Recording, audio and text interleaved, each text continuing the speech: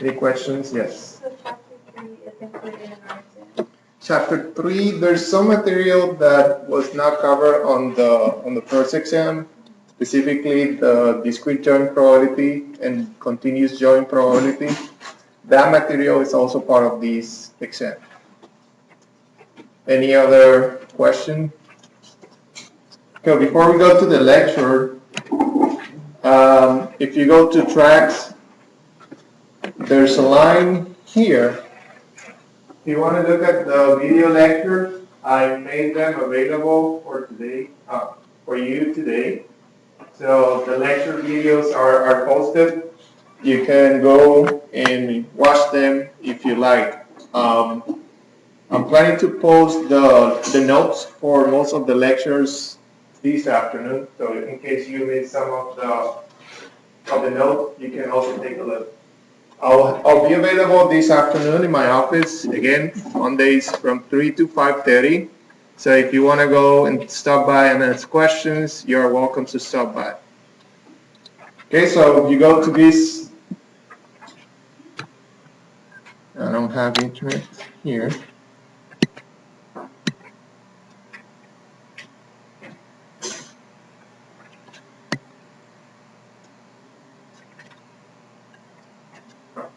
You'll find the lectures for the second part of the course, the lecture videos. Okay, so let's finish. We have a couple of more examples for the normal distribution. And the first example is here. This is a current. Suppose that the current measured in a strip of wire are assumed to follow a normal distribution with a mean of 10 milliamperes and a variance of 4. What is the probability that the measurement will exceed 13 milliamperes? So again, the problem for most of the normal distribution problems, you will notice that it will state clearly that the random variable follows a normal distribution, which is the case of this problem. And as you know, for the normal distribution, what we're going to do always is to look at the transformation for the standard normal distribution. So we're going to go from this normal distribution in which we have a mean of 10 and a variance of 4, and we're going to transform this normal distribution to a standard normal with mean 0 and standard deviation of 1. Okay, so the first part of the problem is asking about what is the probability that the measurement will exceed the 13. So that probability is very easy to state. It is A, B, and Z. So A will be what is the probability of X being greater than 13. Okay, so we know the mean is 10. So mu for this normal distribution is 10, and sigma is 4. So if we look at the probability using the transformation, then we are looking at the probability of Z, which is the random variable for the transform normal distribution, is going to be equal to X minus mu divided by sigma. And this is the probability of Z being greater than 13 minus 10 divided by 4, and this is the same as the probability of Z being greater than 1.5. Again, we're going to use the tables from the normal, so make sure that you have your tables for the problems that we're going to discuss today. So the tables, again, are going to give you the completed distribution for the normal from left to right. So if you want to find this distribution, you have to look at the complement. So this is equal to 1 minus the probability of C being less than 1.5. So if you look at 1.7, 1.5, Also 1.5. Yeah, you should get 3/4. 1.75. This is 13 minus 10. This is 3 over 4. Yeah, you're right. So this should be 0.75. It's weird. So this should be 0.75.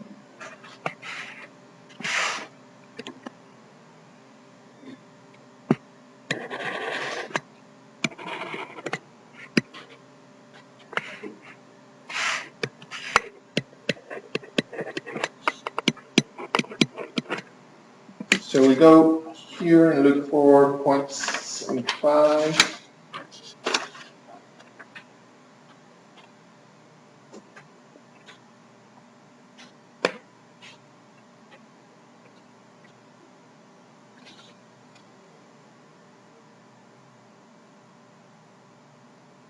You know what?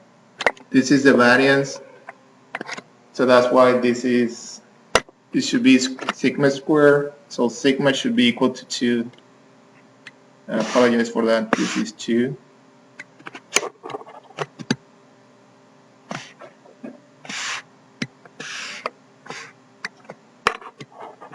So now this is 1.5.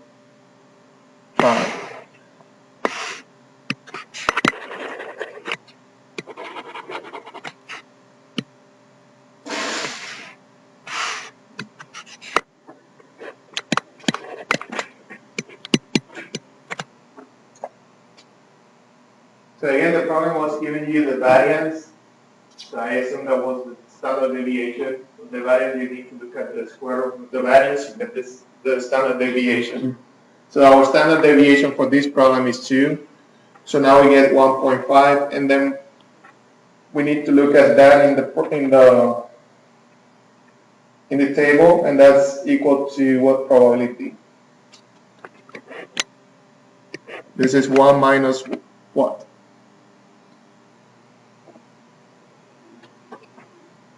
Correct.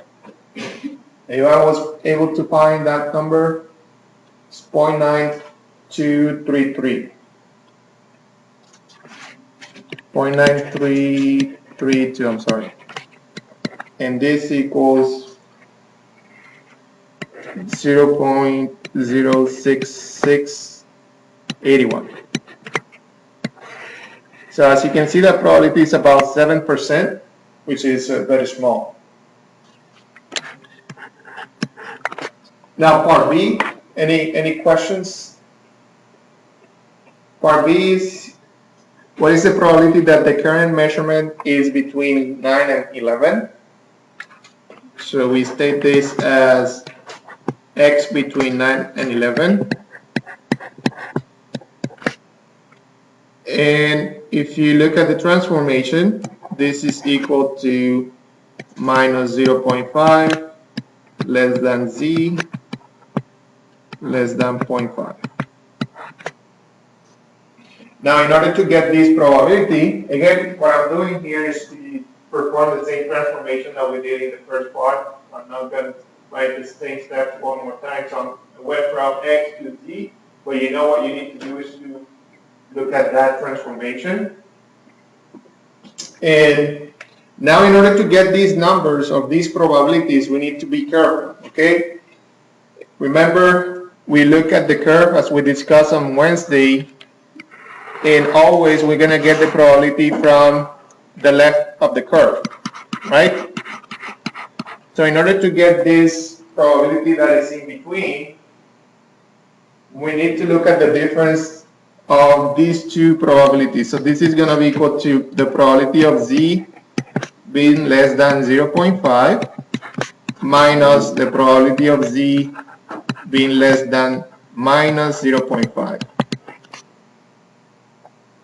Okay, because in that, let's say this is a probability of 0.5, and let me change the color here, and this is minus 0.5.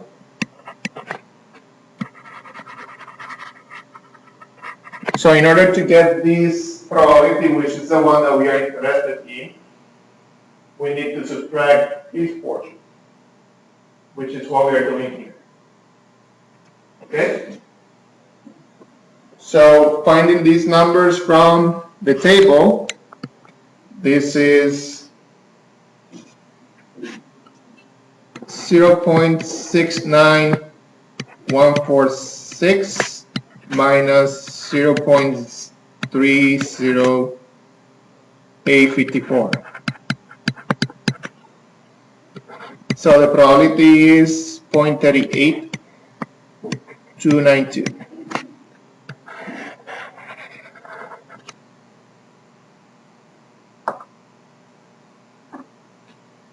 Okay, so again, be careful when you perform this type of computation. You need to be sure that you're looking at the right differences.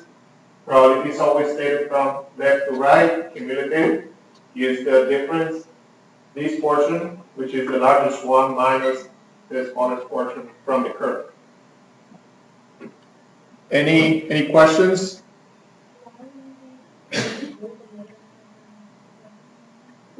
The negative 0.5? Yes. Okay, so every time you solve a problem with a continuous normal distribution random variable, instead of solving the integration of the normal, which is a very difficult integration to do, what we do is to use a transformation for the standard normal distribution. That transformation is z is going to be equal to x minus mu divided by sigma, right? So if we transform 9 into z, that's 9 minus 10 divided by 2. So that is equal to minus 0.5. Okay?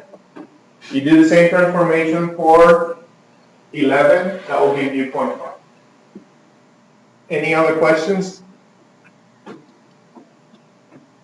Okay, so the last part, determine the value for which the probability that a current measurement is below this value is 0.98. I think I'm missing. So the probability is the probability of z being less than small z equals 0.98. So you want to find that x value that will give you that probability of being 0.98. Okay? So we can go to the table and find where is that probability of 0.98. So if we go here, it's 2.06, or you can choose either one. I mean, the closest one will be 2.05 because it's only 0.0002 away from 0.98. Okay, so we can choose 2.05. So we know this is the probability of z being less than 2.05 is equal to 0.9798. So if we solve z equals 2.05 plus 10, that will give you 14.1 MA.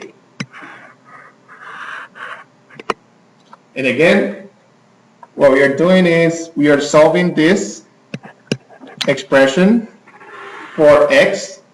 So if you solve in terms of x, this is x equals z times sigma plus mu. And that is what we did right here. So that will give you the value of x for which the probability is equal to 0.98.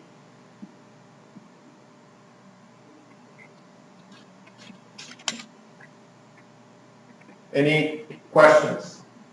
Okay, this is, I mean, we discussed all this on Wednesday. This is just to give you extra practice, but this is the time for you to ask questions. Yes. What does that say that the x equals sigma? This is z times sigma plus mu. So that is this expression, but we are solving that expression in terms of x. So we want to find x. We know z because we found z from the table. It's 2.05. So now that we know z, we want to find what is the value of x.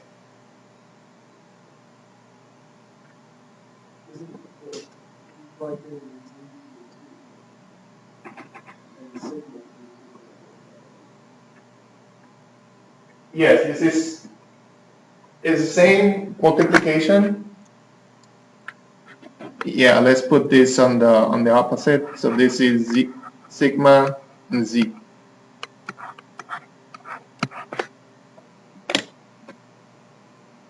So this is sigma, 2 is sigma, 2.05 is z.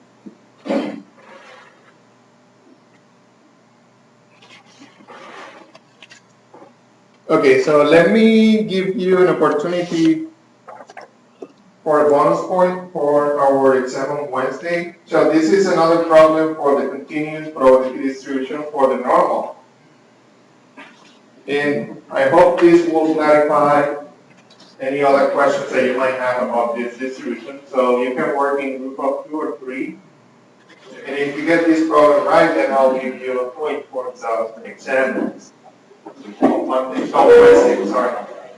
Like some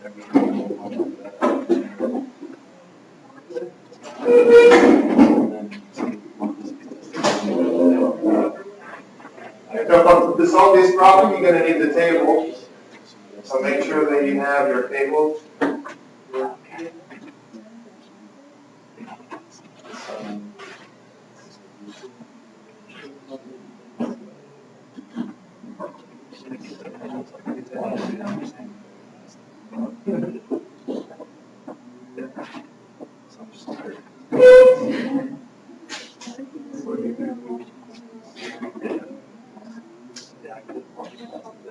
You will have to work on it together.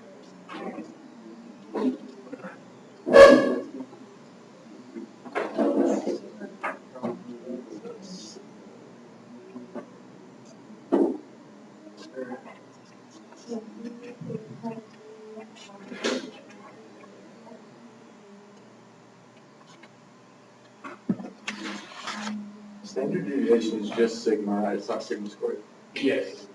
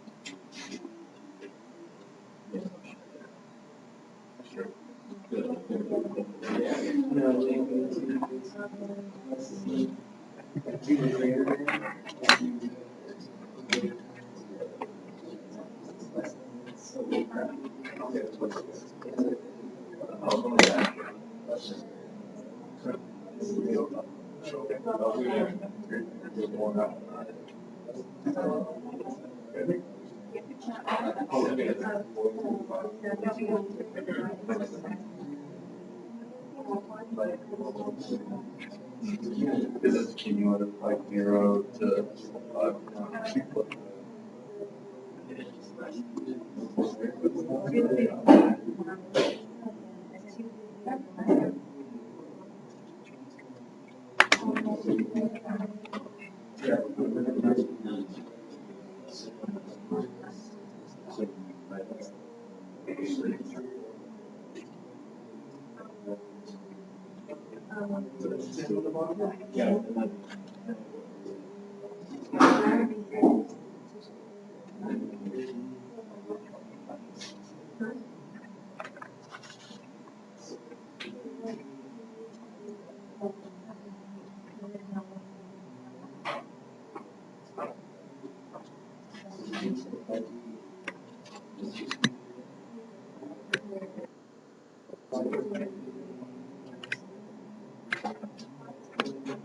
Questions. So let's look at the problem.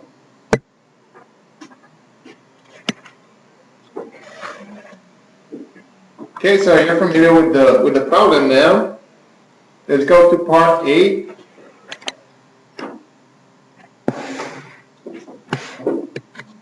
So A is asking what is the probability that the sample strength is less than 6250. So again, that's very easy to state. That's X less than 6250. And again, for a normal distribution, we use this transformation. So this is equal to the probability of Z being less than 6250. We know the mu is 6,000. And we know that the standard deviation is 100. So this is the same as the probability of Z being less than 2.5. And if you find that number in the table, this should be equal to 0.9938. Yes, sir. In the previous example, you took the square root of this. No. And I'm sorry, it's that confused. No. What we got here is the variance. Variance of 4. So in order to get the standard deviation, you need to look at the square root of the variance. Yes, so if you look at the square root of the standard deviation in your problem? No, Okay. we just didn't understand. Yes, so that's the problem is, in this particular example, they are giving you the variance.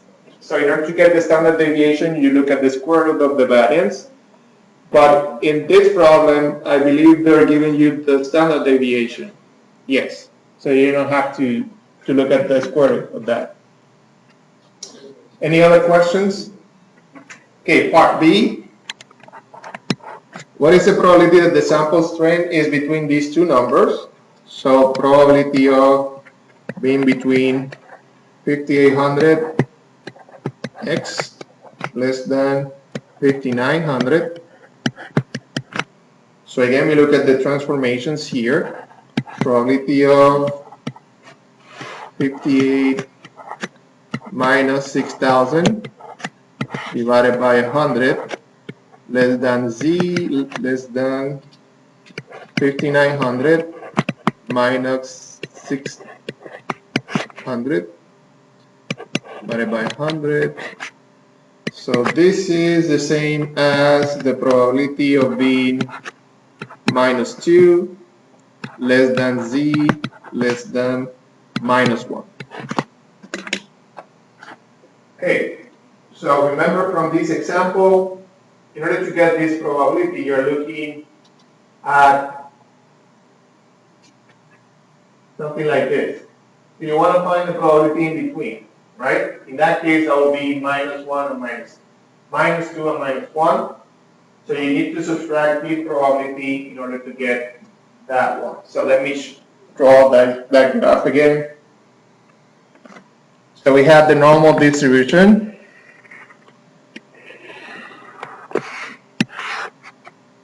This is 0. And you want to know minus 2 and minus 1. You want to know this probability, right? But you know that the table is going to give you, if you look for minus 1, it's going to give you this area, including this, right? So in order to find this area, you need to find this probability first and subtract the area to the left of minus 2. So that's why we go and compute the probability of z less than minus 1 minus the probability of z less than minus 2. So that probability of minus 2 is this area. Let me use a different color. Mean. This is the probability of minus 2.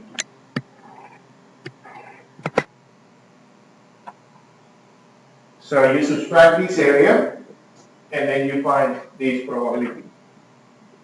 So we go to the table. This is equal to 0.1359.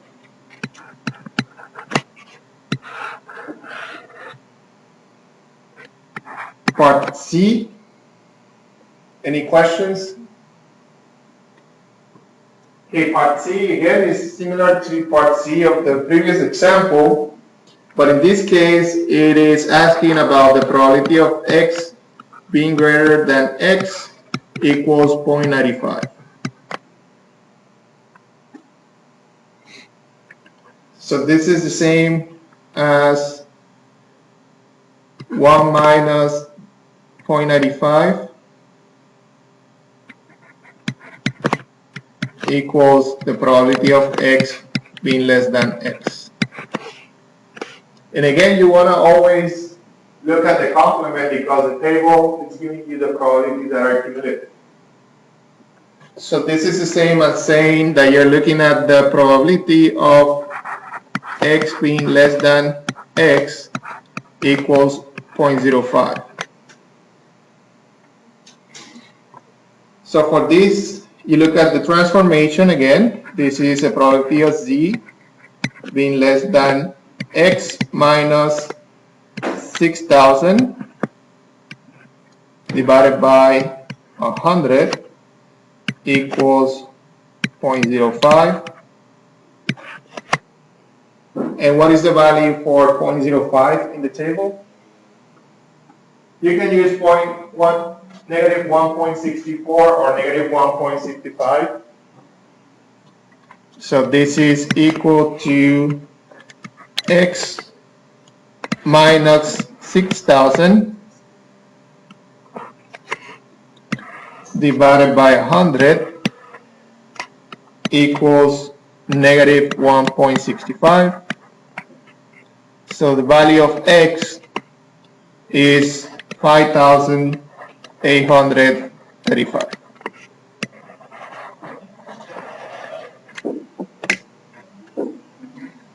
If you got close to that number, that's okay. Any questions?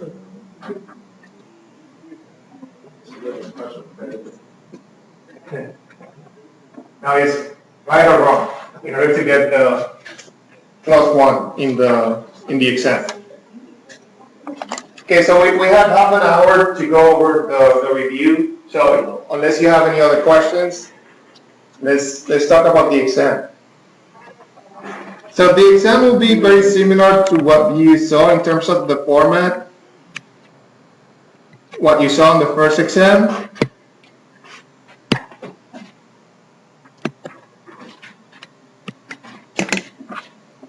So you should expect 10 multiple choice or true or false questions on the first section, and then 4 problems for the second part of the exam. So these are going to be problems similar to the ones we discussed in class, the ones that we discussed in the labs, and the ones that you saw in the homework.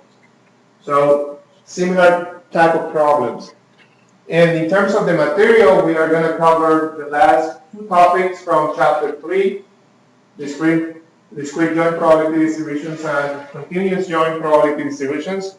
So if you remember, we were looking at the marginal distributions, how to find the marginal of x, how to find the marginal of y, how to find the probability for a joint distribution, for the continuous, and for the discrete case.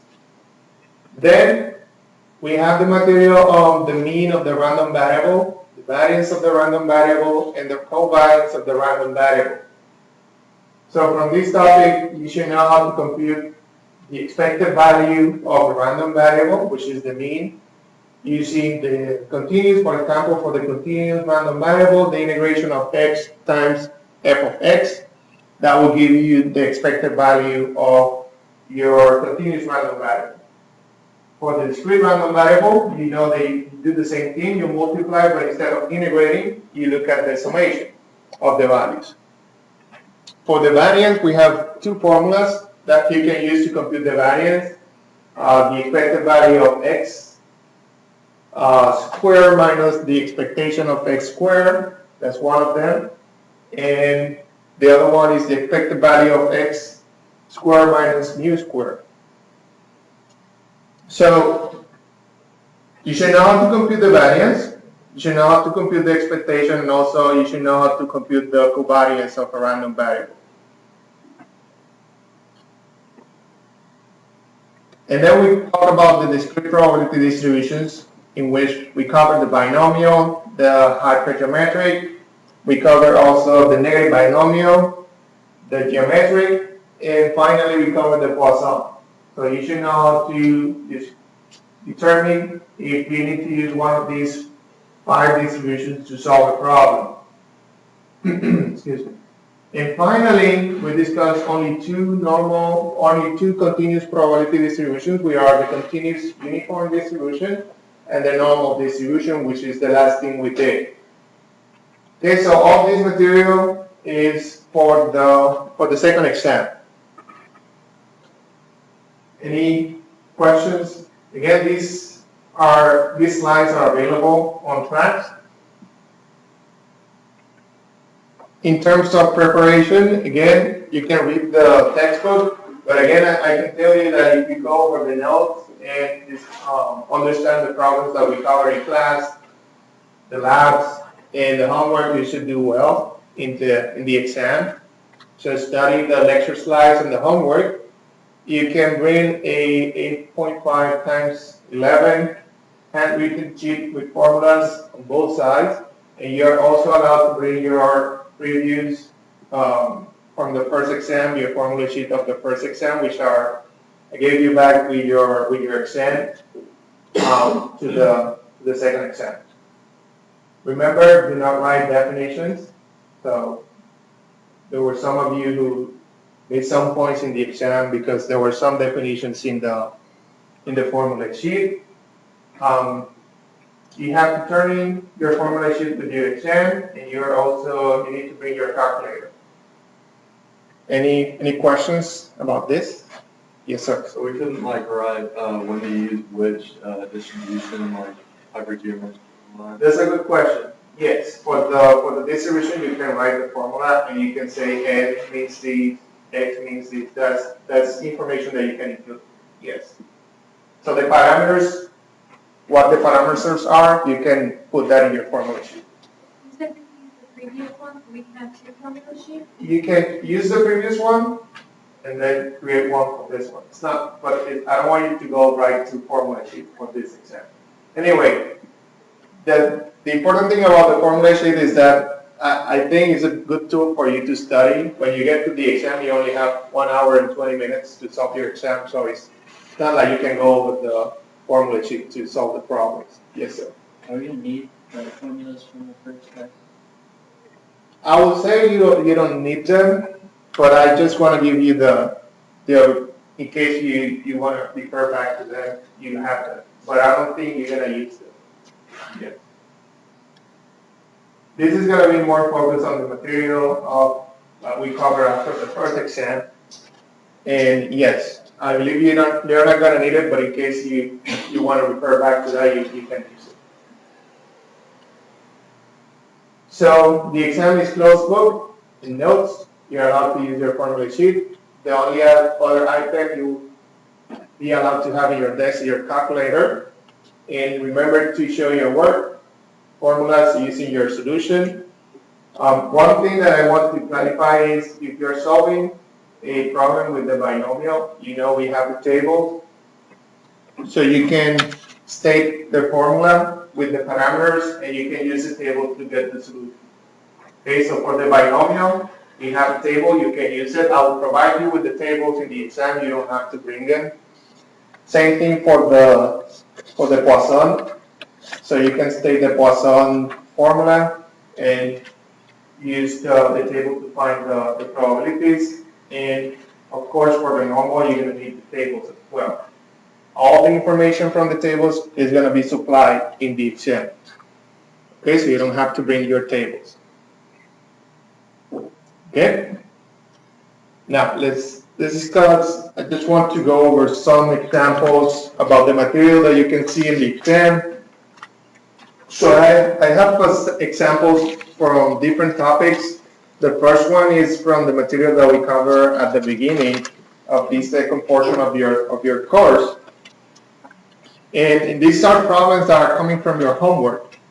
So I guess you are familiar with them. The first one, which we have a fast food restaurant that operates both a drive-through facility and a walking facility. And we have two random variables, x and y. X gives you the proportion of the time that the drive-through and the walking facilities are in use, so x and y. And we have joint function for these random variables. So this joint function is going to give you the probability for both variables. The first question is to find the marginal density of x. So if you remember, in order to find the marginal distribution for one of the random variables, let me put them here. X is for drive-through, and y is for walking. So to find the marginal of x, we define that as g of x. And what do you do to find the marginal distribution? Integration with respect to y. Correct. You integrate with respect to y, but you have to use the joint distribution for the integration, right? So you integrate the joint distribution. So in this case, it's 2 over 3 x plus 2y with respect to y. And what are the limits for the integration? 0 and 1, because those are the values for the range of y. So this will go from 0 to 1. And if you solve this, this is 2/3 of x plus 1 for x between 1 and 0. Part B, same process, but this case is for the marginal of y. So we have h of y. Again, we integrate the joint distribution. But in this case, since we are looking at the marginal of y, we need to integrate with respect to x. So this is x. And in order to find the limits of the integration, we go to x and we find those limits, 0 and 1. So it's basically the same limits, but the result is 2 over 3 times 1 plus 4y. And this is for y between 0 and 1. Now the third question is find the probability that the drive-through facility is busy less than 1/2 of the time. So how would you state that probability? We know that we are referring to the drive-through facility, so we are referring to x, our random variable x. So we are looking at the probability with respect to that random variable.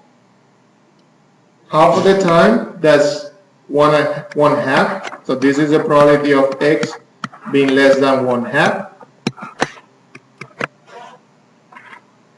So in order to find the probability again, which function are you going to use? Are you going to use the marginal of x, the marginal of y, of the joint distribution?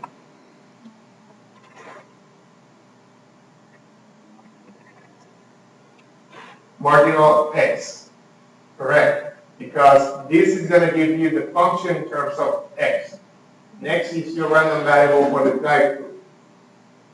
So you use the function for x. This is 2 over 3x plus 1. You need to integrate from where to where? Correct. From 0 to 1/2. And the result is 5 over 12.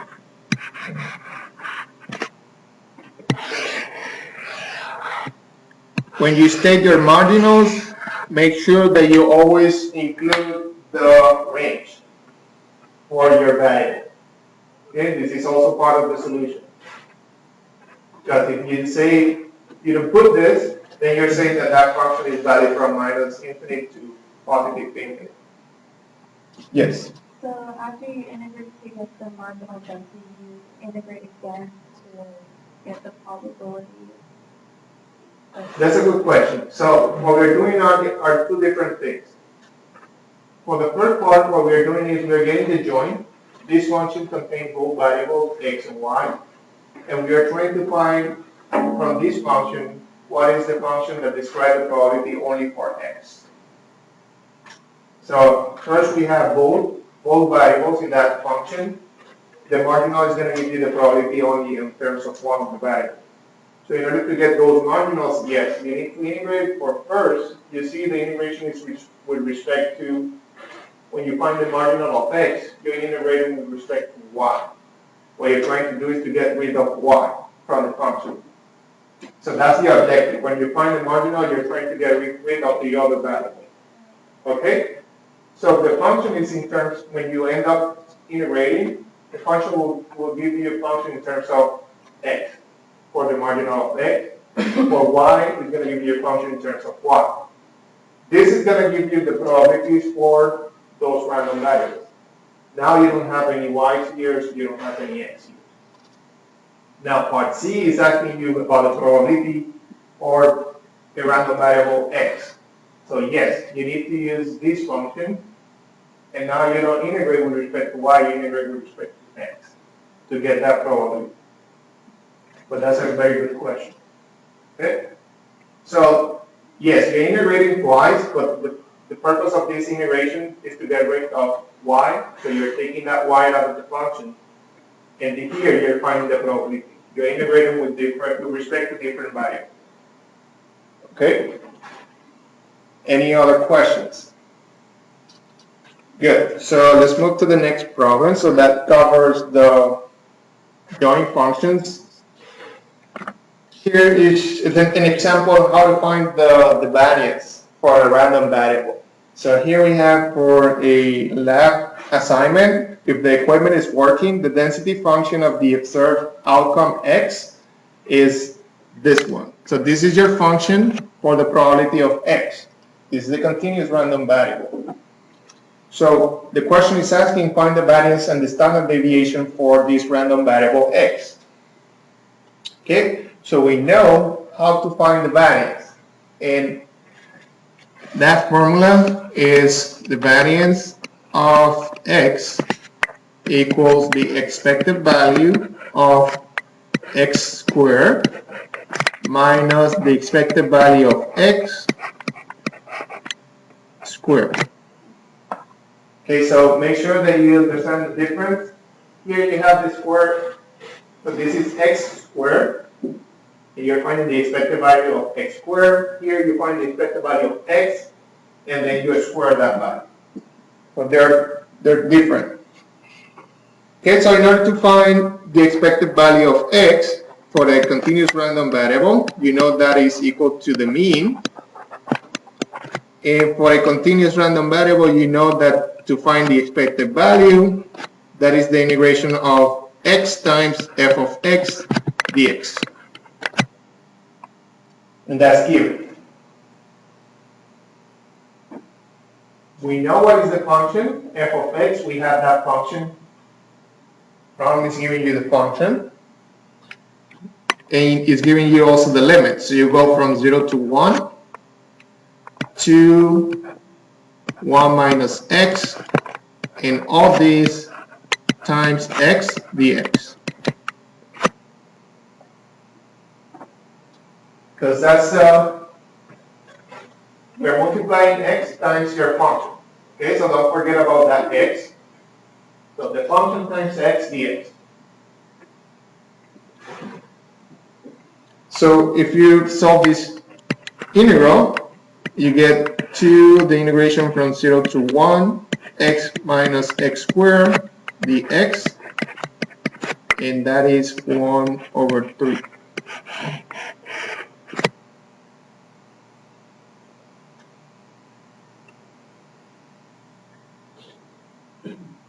Are we done? Now we only have one portion of this equation. We have this portion, so we need to square this 1/3, but we still need this portion of the equation to find the variance. So for the first part of that equation, we were asked to find the expected value of x squared. So how do you find that value? You use the same process, but instead of multiplying times x, you need to multiply times x squared. So let me show you. This is the same process. You go from minus infinite to infinite, x squared f of x dx. So we have from 0 to 1, 2 times 1 minus x times s squared dx, and this is the same as 0 to 1. We put 2 outside, x squared minus x cubed dx. If you solve this, this is 1 over 6. Okay, so we have both. We have this part, so now we can find the variance. So the variance is, yes. So that's what I'm going to do now. This is 1/6 minus 1 over 3 squared. And this is 1 over 80. And that's your variance. Any questions? Okay, so you found the variance, and what do you get to get the standard deviation? You find the square root, so that is the square root of 1 over 80. Any questions? This one? This is from the discussion of random, the expected value of the variance, lecture 7.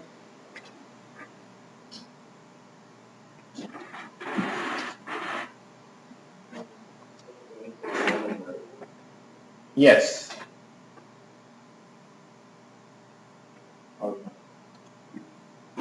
Any other questions? Okay, so now we're going to move to the discrete probability distribution. So I know this is a kind of difficult material for some of you. So I'm going to focus on how to identify what type of discrete random variable we're going to use. So look at this problem. We have, according to chemical engineering progress, approximately 30% of the pipework failures in chemical plants are caused by an operator error. The question is, what is the probability that out of the next 20 pipework failures, at least 10 are due to an operator error. Okay, so what information is given? We have the probability, right? We have 30%.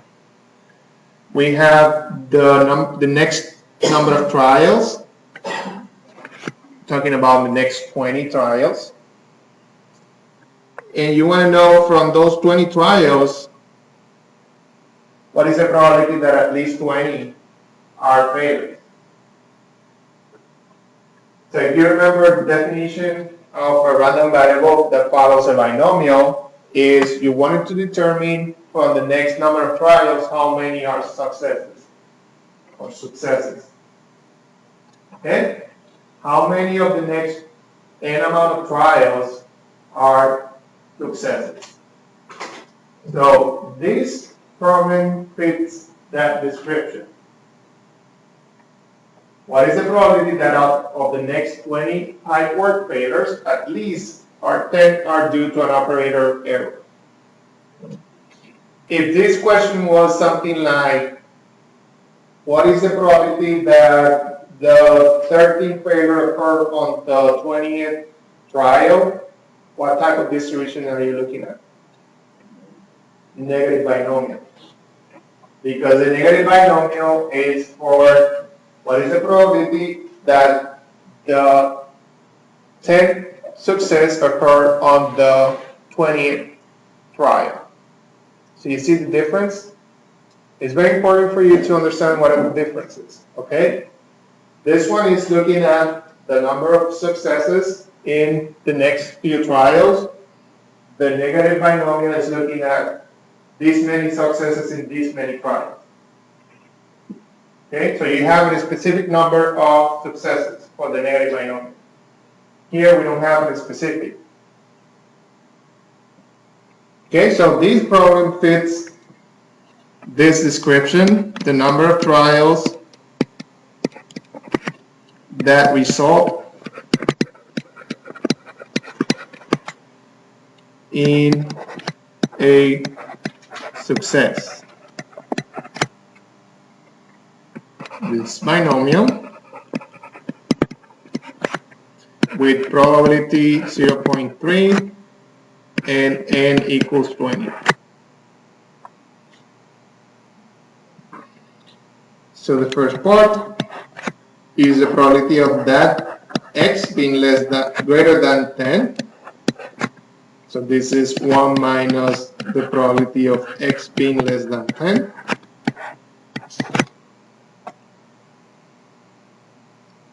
And if you were to solve this problem in the exam, you know that you have a table for the binomial, right?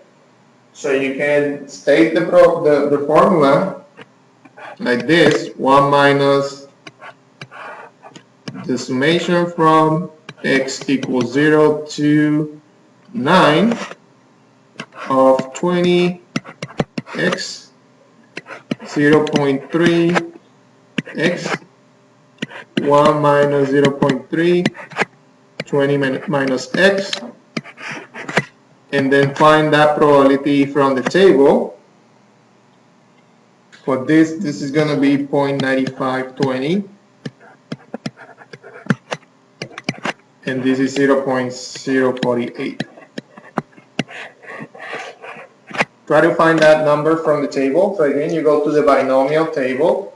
You have n equals 20, so that's the first column to the left. You need to find the number that fits or that equals that number of your n. So that will be page 3.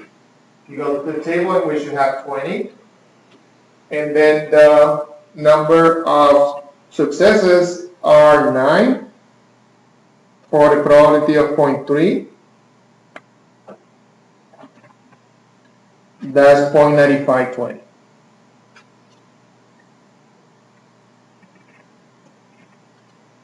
So you go to page 3, find the table that corresponds for n equals 20, find the probability at the top should be 30%, and find n equals 9, that's 0.9520. If you don't find it, please talk to me at the end of the lecture. Part B, What is the probability that no more than 4 out of the 20 such failures are due to operator error? So this is less than or equal to 4. So here is the probability that goes from x equals 0 to 4. 20x, 0.3 to the power of x, 1 minus 0.3, 20 minus x.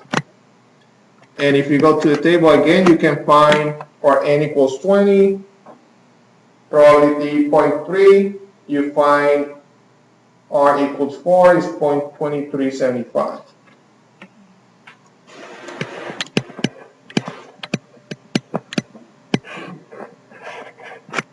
These two values from table.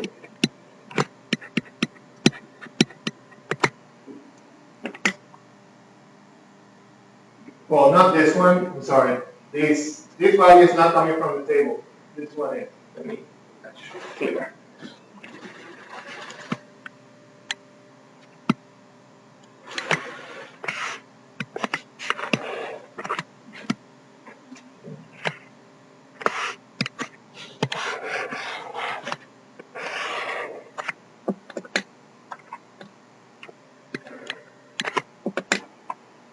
Yes, sir. If you not go from 0 to 5,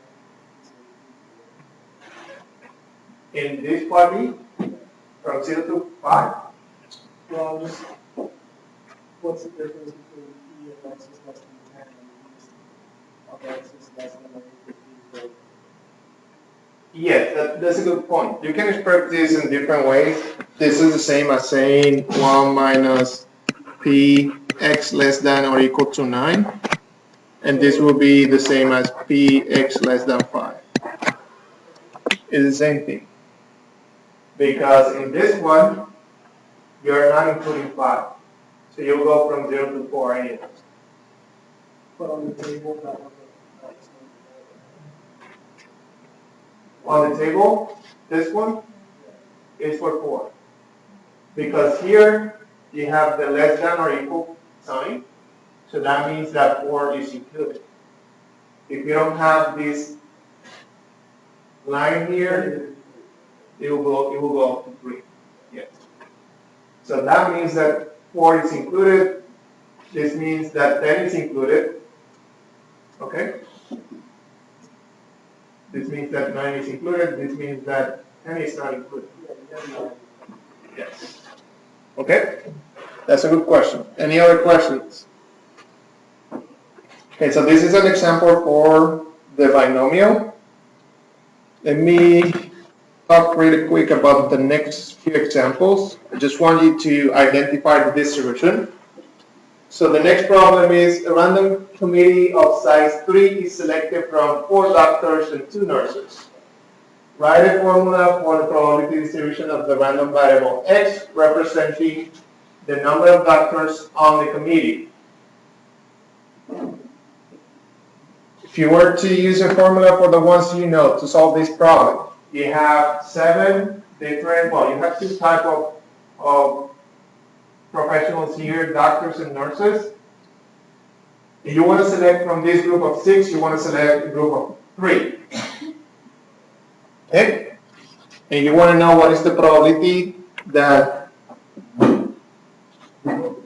a function that represents the number of doctors in this search committee. So right away you know that you have a large sample and you're trying to find trying to use the smallest sample from this large sample. So a sample of 6, you want to use a sample of 3. Right away, which one is the distribution that deals with 2 different sizes samples? The hypergeometric, correct.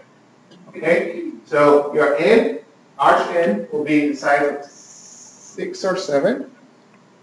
7, right? And you're gonna select a small sample, and you want to know from that small sample that you're selecting how many of them are doctors. Okay, so you're basing your experiment on that small sample of 3. So let me write the random variable will be X number of successes in the sample. So from 7, you're selecting 3, and you want to know how many of those are physicians or doctors. And that means this is hypergeometry. So K will be equal to 4, N will be equal to 6, and small n is going to be equal to 3. Number of successes is the number of doctors, so that's 4. Your large sample is 6, the small sample is 3. So with that information, you can solve the problem. Now, and the solution for these problems, again, are online. Now, 550. Here we have, find the probability that a person flipping a coin gets the third head on the 7th flip. What type of distribution is this one?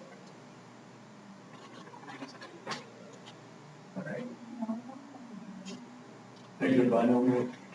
Negative binomial. And again, you're looking at these many successes happening in these many trials. These many successes happening in these many trials. Negative binomial. So first part, K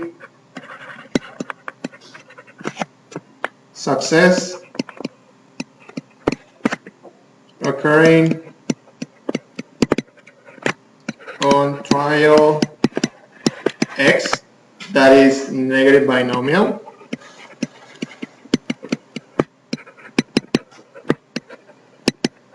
And then you have part B, the first head on the 4th flip. What type of distribution is that one? It's a special case of the negative binomial in which you get the first success in this trial. It's the geometric. Okay, so remember the only difference between the negative binomial and the geometric is the geometric is actually this success would happen in this trial. First success. The negative binomial is this many successes in these many trials. So the first success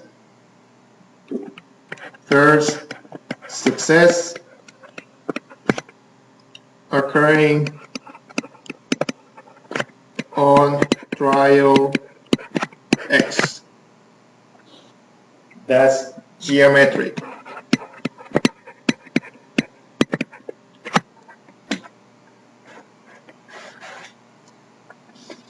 Okay, so go to 555. The probability that a student pilot passes the written test for private pilot license is 0.7. Find the probability that a given student will pass the test on the 3rd trial. First student passing the test on the 3rd trial.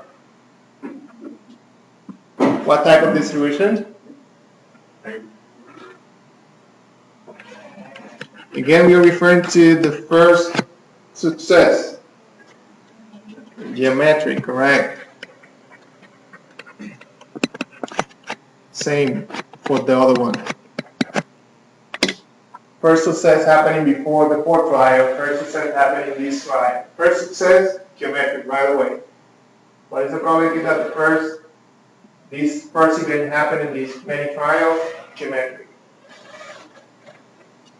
And then we have 566, I'm sorry. This is the last problem. And I think this one makes your life easier. This is Poisson. And again, for the Poisson question, basically the most important thing is for you to remember that you need to make sure that you are using the right time units. So if you're referring to an hour, everything is in terms of an hour. So that lambda t, always make sure that you're using the right time units. If you change from 1 hour to 5 hours, make sure that you multiply lambda times 5. Okay? And you can also use the table for finding the distributions or the probabilities. So that's it. So any questions? So I'll see you on Wednesday. You're gonna have an hour and 20 minutes. If you have questions, you can talk to me now, or you can go to my office this afternoon. I'll see you on Wednesday.